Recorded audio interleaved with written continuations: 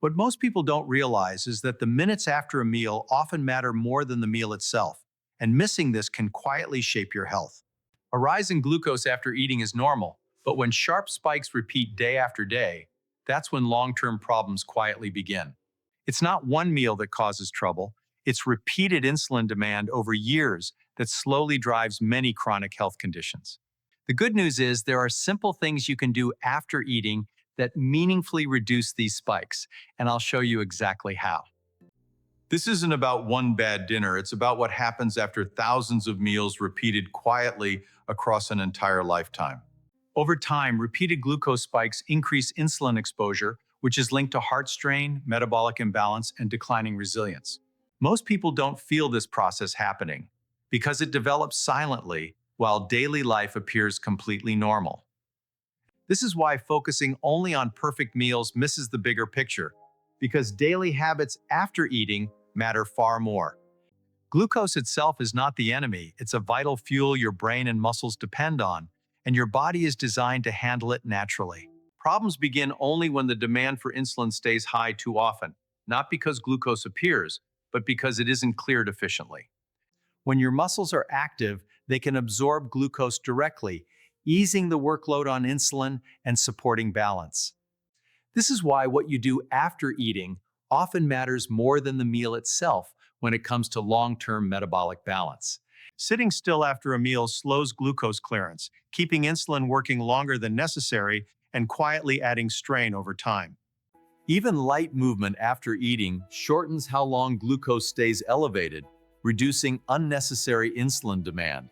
When insulin stays elevated too often, the body gradually becomes less responsive, a process that develops quietly over years. In the next minutes, I'll show you 3 simple actions you can take in this window to support healthier glucose and insulin patterns. Before we go further, it's important to understand that glucose itself isn't harmful. It's a normal and necessary part of human physiology. Your brain, heart, and muscles rely on glucose every day, which is why the body is designed to manage it efficiently. Insulin's job is simply to help move glucose into cells, and in a healthy system, this process is smooth and controlled. The real issue begins only when insulin demand stays high too often, turning a normal process into long-term strain. When high insulin demand repeats for years, cells slowly respond less, not suddenly, but quietly and progressively over time. This reduced responsiveness is what makes the body ask for more insulin to achieve the same effect. Over time, this pattern keeps insulin elevated longer after meals, increasing cumulative exposure without obvious warning signs. Because insulin touches so many systems, these changes gradually influence overall metabolic and cardiovascular balance.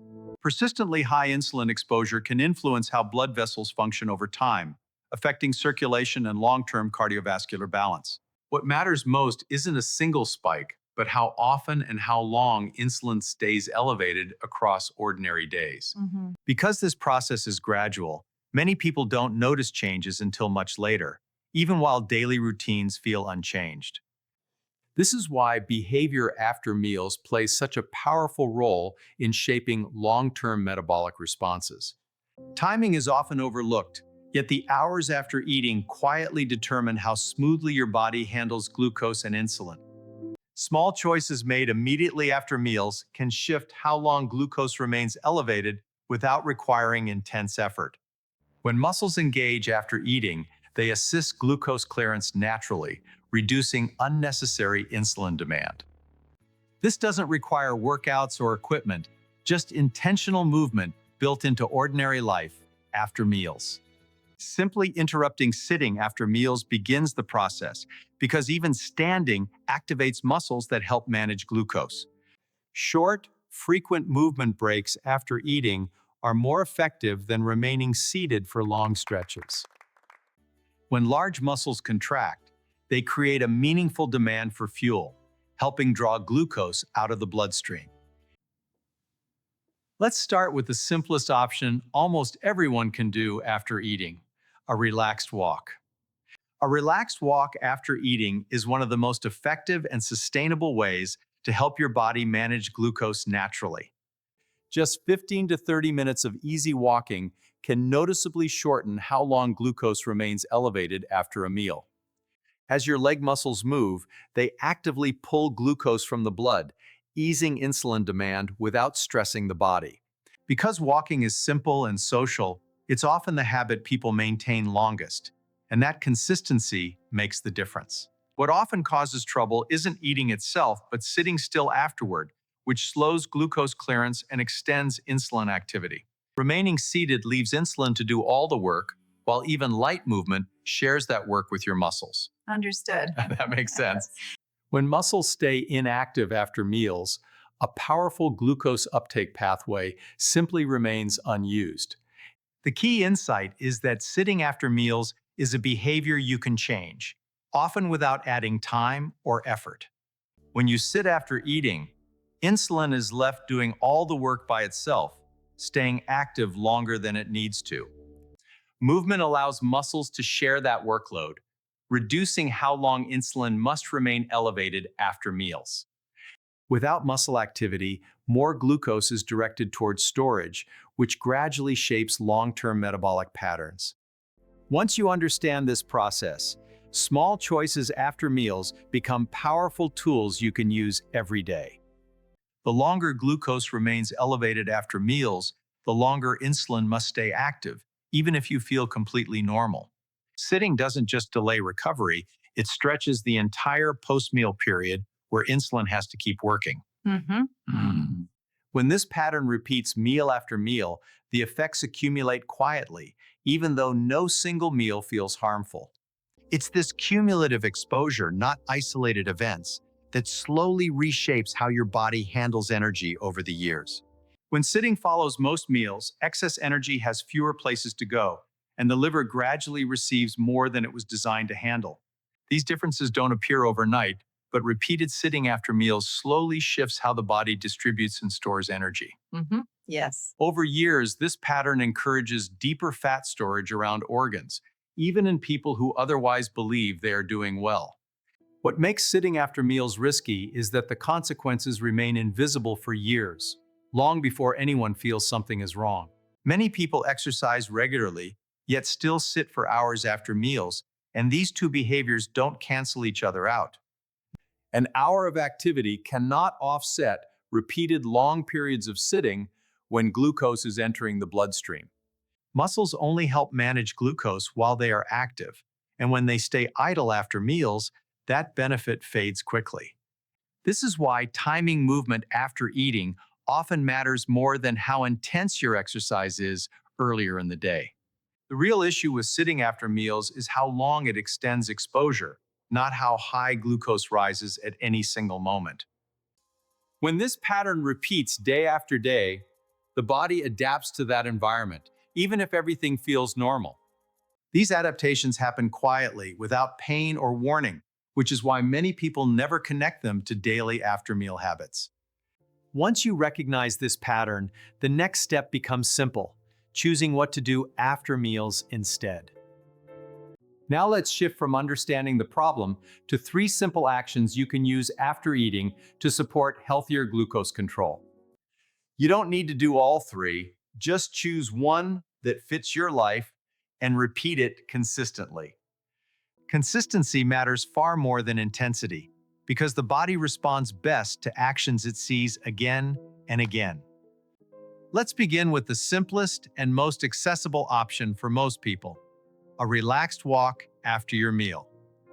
A gentle walk after eating helps your muscles use glucose immediately, rather than letting it linger in the bloodstream. Walking shortly after meals shortens the glucose response, which means insulin does not need to stay elevated as long.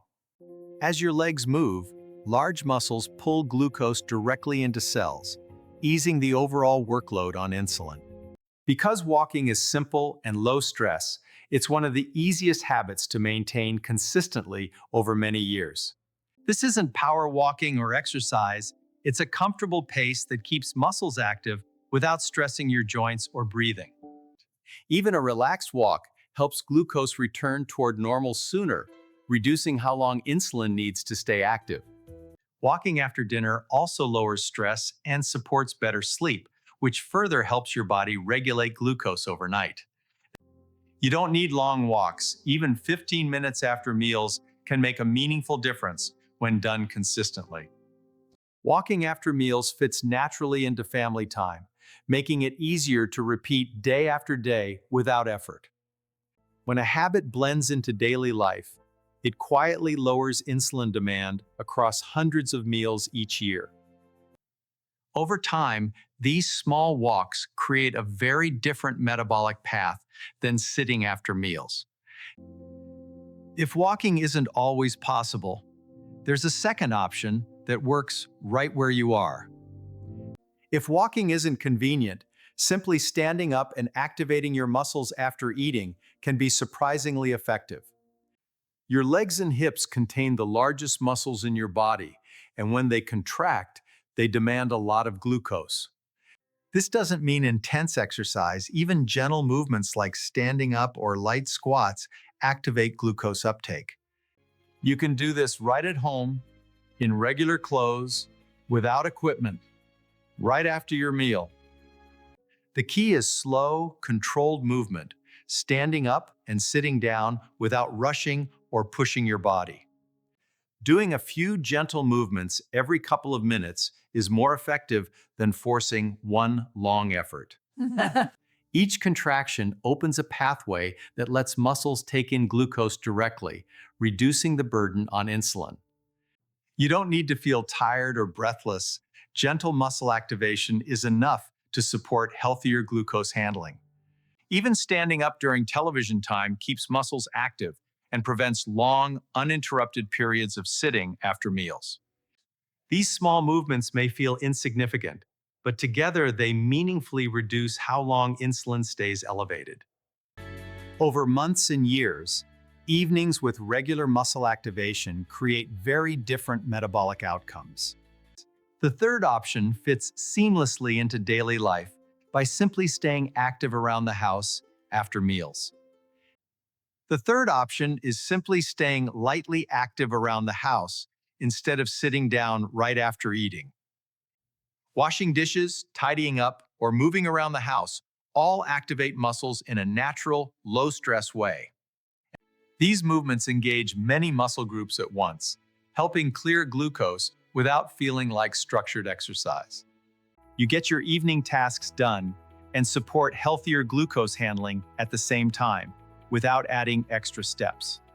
Even simple movements like walking between rooms or using the stairs lightly keep muscles active after meals. Because these movements are already part of daily life, they're often the easiest habits to sustain long-term. Whether you walk, activate muscles, or stay active at home, each option helps reduce insulin demand after meals. You don't need all three, just choose one you can repeat consistently and let the benefits accumulate over time. Lasting health doesn't come from perfect days. It comes from small actions repeated consistently over long periods of time. A simple habit you keep for years will always outperform an intense plan you abandon after weeks. Missing a day doesn't undo progress. What matters is returning to the habit rather than giving up entirely. When you prioritize progress over perfection, healthy behaviors become sustainable parts of everyday life. Small actions may feel insignificant today, but repeated across years, they create meaningful and lasting change. The body responds far more to what it sees often than to what it sees occasionally.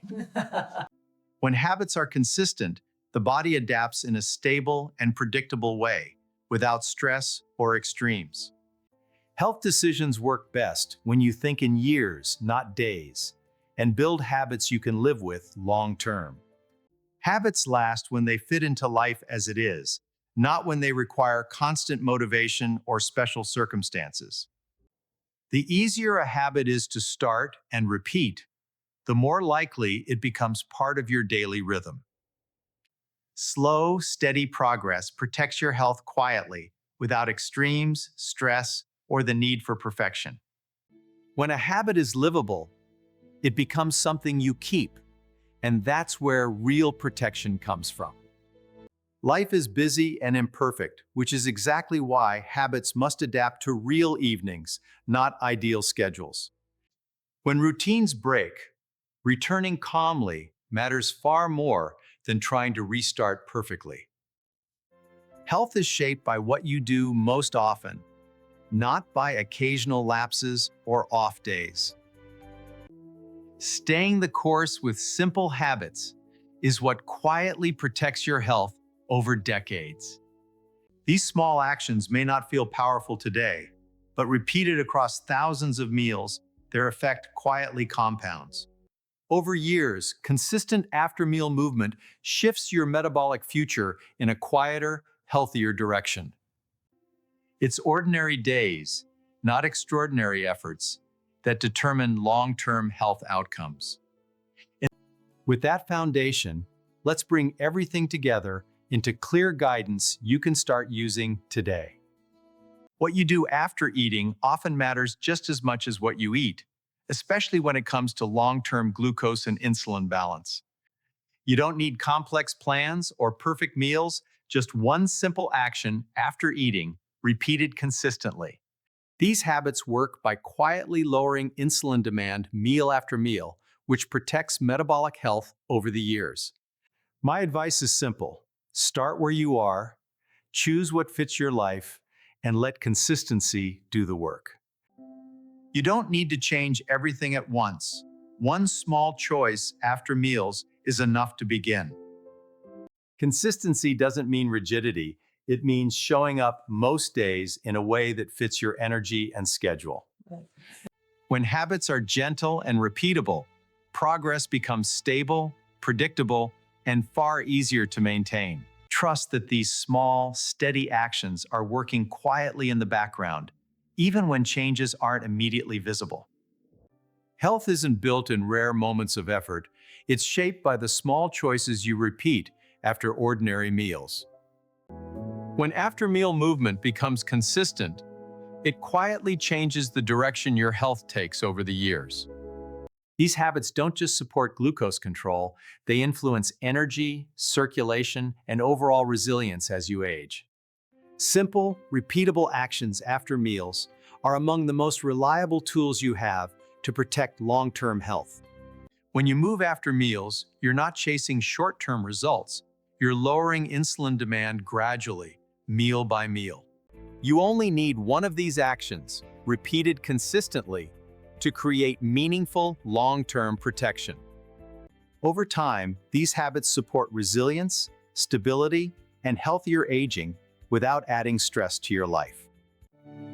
Now, let me show you how to stay connected and continue learning with us.